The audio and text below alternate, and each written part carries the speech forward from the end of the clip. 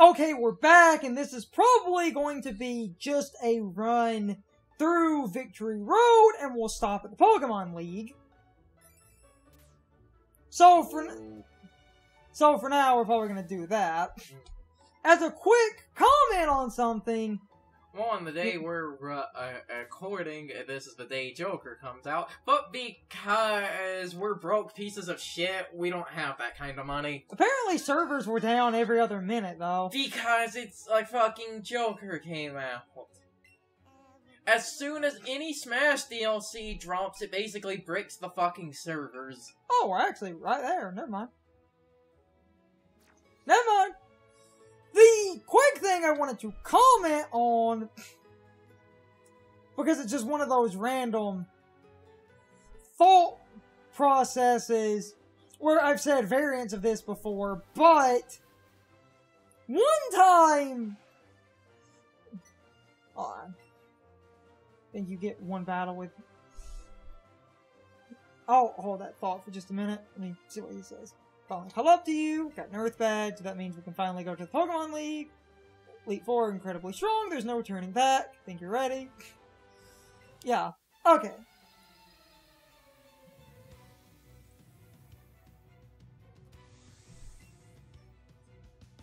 Let's just murder party him.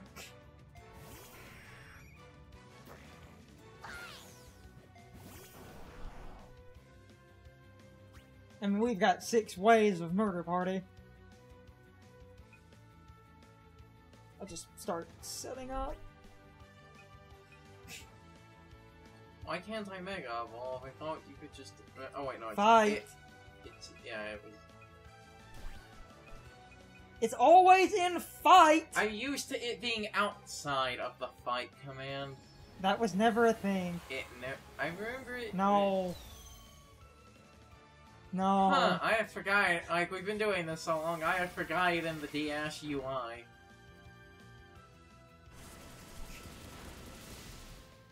Holy shit, it survived! What the fuck is this? Set up.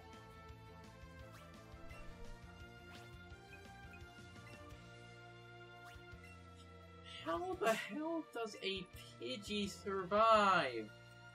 I know it's a Pidgeot, but this thing's naming schema is fucking stupid. I'll make my major point in a minute then. Oh god damn it, it knows Roost.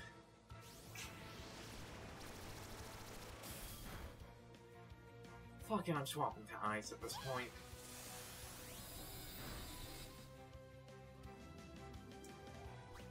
I'm just getting screens off. I don't... To me, I like that it's, you know... You know, I guess this will give us time to stall to get screens up for the rest of his Pokemon. That's the only reason I left those moves on that Eevee, but... Which goes to the point I was going to say, where last time I feel we dropped a lot of random commentary points, but, in my opinion, I would rather drop commentary to talk about the game, because talking about the game actually gives people info on the game. I wanted to try and use LPs as, like, kind of a guide of sorts. Like that's what I was building like to. A good example when we get around to a Wonderful 101, which is, like, the game I wanted to LP the most. Some people may say, why haven't you already done it? I say, quiet you. But basically, like, when we get around to that game, as much as I do love the game, I will... What the fuck are you doing, game? Like, as much... Hit it with the Psychic one. That's... Yeah. This. I'm going for Psychic. Was at the bottom. Basically, it's like, as much as I love that game, a small problem with it is certain mechanics and stuff aren't exactly the most clear, so when... I almost said it's going to freeze. But the point with that is that certain mechanics, because wow, like when Vileplume is frozen like that, it has a like 1,000-yard dead-eyed stare. That will probably be a thumbnail. The point I was trying to build to, where I feel if we actually talk about the game mechanically, that we actually offer better value than just shooting the shit for 20 minutes. Which is why I don't mind us discussing when we get to Pokemon. When we get to Wonderful 101, I'm going to break down some systems. Some systems the game doesn't quite 100% explain, which I have mixed feelings on.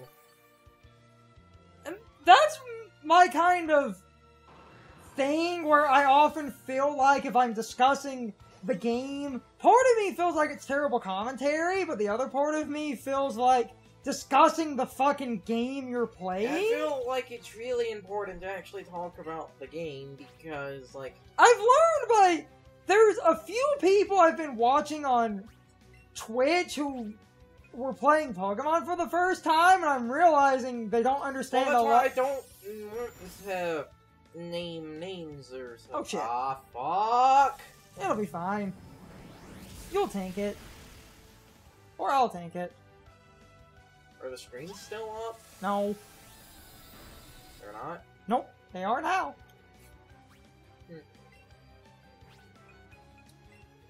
We've got this. I'm trying. We've got this. Why did we put Thunder Punch on him? Water. Oh yeah. Speaking of that, god damn it, I was hoping you would have it.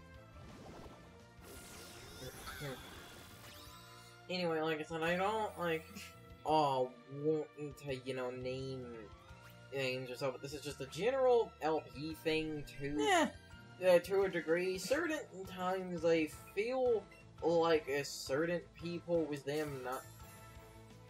Also, Eevee's probably about to die. Sorry about that. Think it'll tank it? Booyah.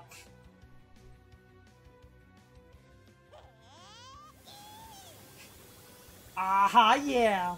Sparkled you into oblivion, but... Sparkle. That... I feel like... And I don't want to be a self-indulgent, sucking your own dick kind of thing. Or, kind of an elitist. If your commentary is more insightful.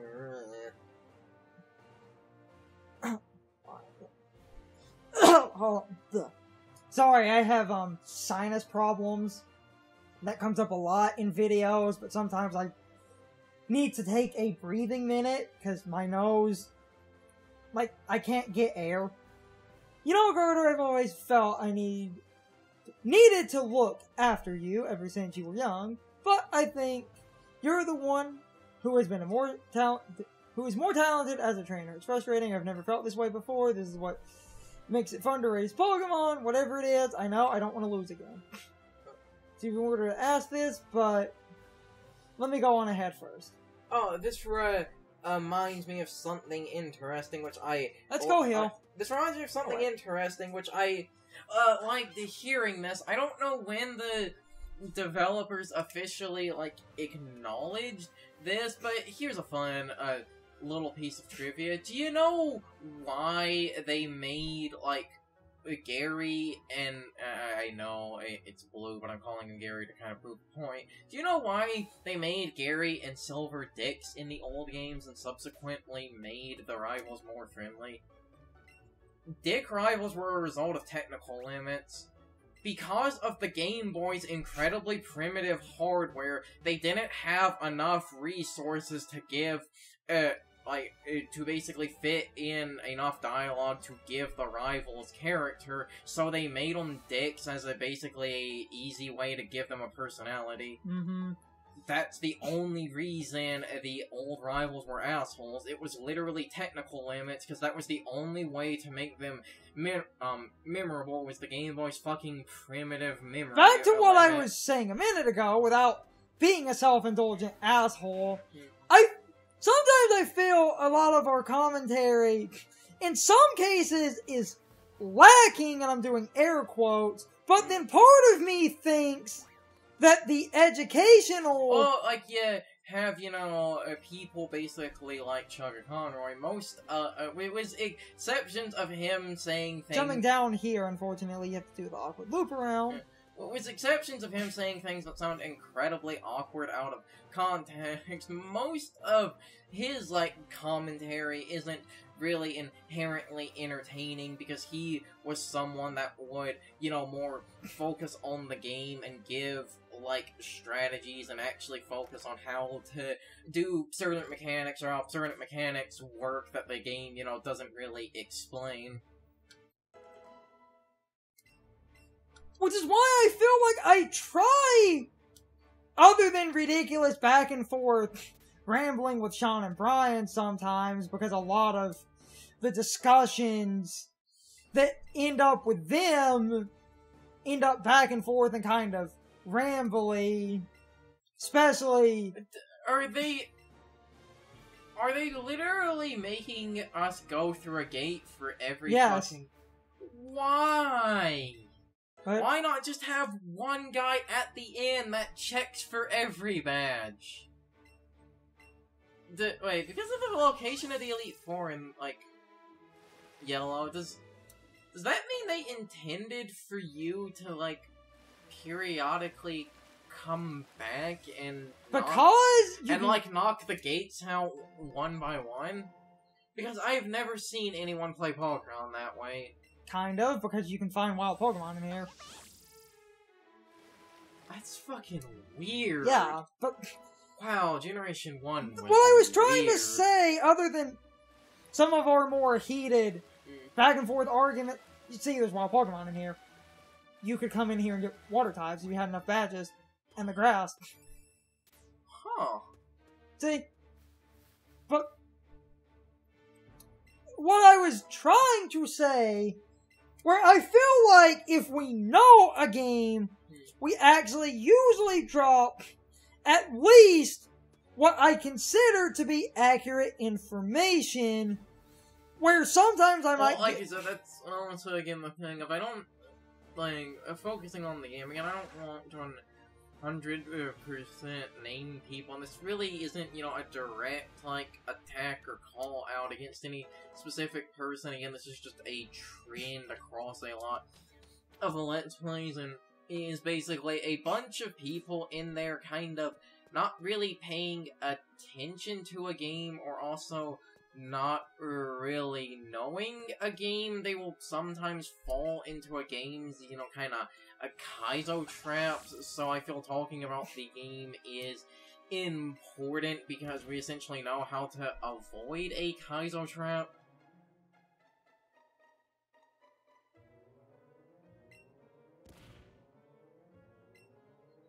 That's why now, before playing anything, I try to actually at least watch someone play it to shape... It's the point I was trying to build to. I feel like us actually focusing on the game is kind of a novel concept that is lost a lot due to a lot of people.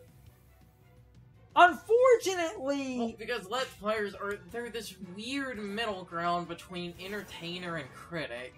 It's like you're not one, but you're also, not the other, and commonly trying to shift to one or the other will piss people off because everyone has their own interpretation on which one someone is. Kangaskhan. Why did Outrage do that? Why did it not do more? Because... Is Base Kangaskhan actually that bad? A little bit. A little bit, yeah. It also goes back to the thing I've talked about before, which I really do wonder a lot of the time in a Pokemon is, what are the game's Eevees and, Ivies and stuff? Because for years, apparently... Also, are any other Mega Evolutions in this game, or is it just the starters? It's every... So it's every Generation 1 Mega Evolution? Yes. So Mega Kangaskhan actually would exist? Yes. Huh. It would.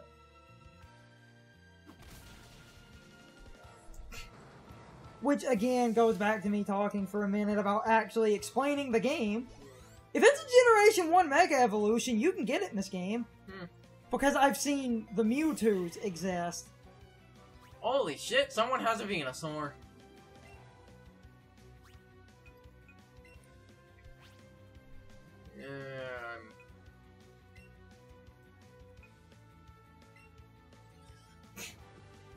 You know what, the funny thing is, I think the Charizard ended up our, like, least used party member. It's just due to unfortunate... Well, that goes to a kind of hilarious thing of even after, like, you get to... Even, like, after the opening of the game... Oh, yeah! Okay, we need to fucking kill that thing. We've got the special defense up, and you have a quad resist. And it's probably going to target me because I opened with the Blastoids. Come on, baby. Yes! Because, like, with... I shit on Charizard, but at least... I don't know if we brought this up before, but in Let's Go Pikachu and Eevee, because the sun doesn't exist anymore and therefore Solar Beam can't fire in a single turn. They boosted its power astronomically. It's 200 power now.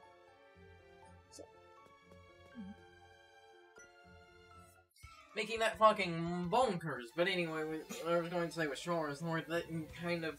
Trying to get a few... I'm trying to pad out Victory Road to do some last minute leveling. Hey, a bunch of these Pokemon are things we don't really see often, which is a small point I will give to Generation 1, like as I've said before, and that can kind of be a talking point. I feel Generation 1 is really outdated. Oh shit, take down. I swear that did more damage than the fucking Kangaskhan. Which is physically impossible, but whatever.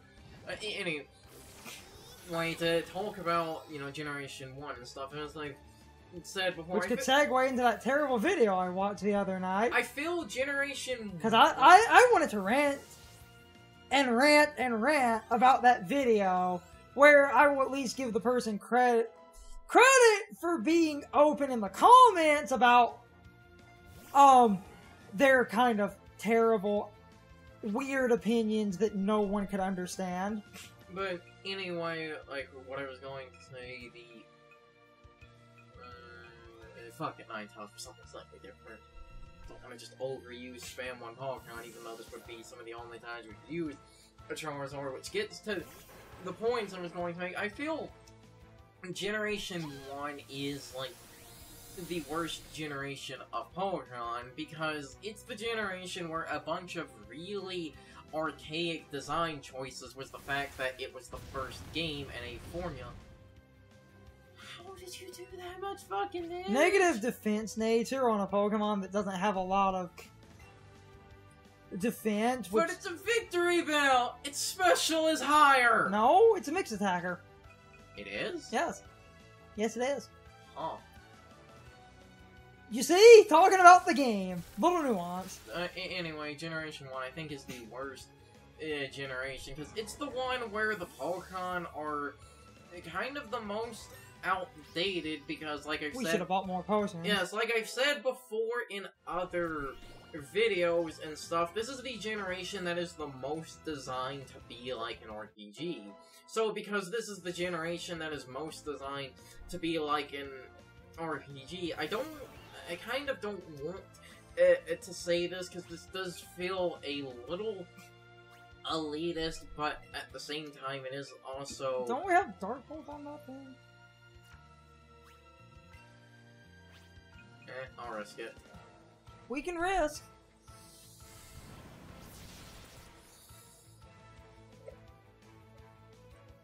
Actually, we're under the... Swift. Surf. Oh, fuck. No. Ha! Light 5 screen! HP! And it survived the crit! Light screen, bitches! Ah! Anyway, like I said, Generation 1, it's the generation that's the most designed like a traditional RPG, meaning that essentially And this is also why in Pokemon I generally prefer, like, smaller groups of Pokemon to larger ones, because this game was built to be like a standard RPG. The later Pokemon are just objectively better than the earlier ones. It's time for the question of the day and my overall thoughts on the topic. So, anyway, do any of you guys ever play any of the games that take place in the Kanto region and actively go out of your way to get a couple of gym badges and then head back to the gate that leads to Victory Road just so you can catch a couple of Pokemon? Most people generally catch Pokemon in other areas. I've never seen anyone go out of their way to catch Pokemon in the gate that leads to Victory Road, especially because most of the grass and water generally offer Pokemon that can be found in other areas. So I've never seen anyone actively go out of their way to return to the gate area to catch a specific Pokemon in that gate area, but I wanted to know if any of you guys have ever done that or actively go out of your way to do so. A few of the Pokemon in that gate area are pretty good, but they can generally be found in other areas, making the backtracking kind of redundant, in my opinion. But anyway, you can leave your thoughts, opinions, and answers in the comments, or you can leave them on social media. My social media links are in the video description. Now, as always, I need to be a shill for a minute. If you enjoyed the video, hit the like button and leave some comments. If you want to keep up with our videos, hit the subscription button and ring the notification bell. And if you follow me on social media, that helps our communities grow. But anyway, I hope you all enjoyed the video. See you all next time.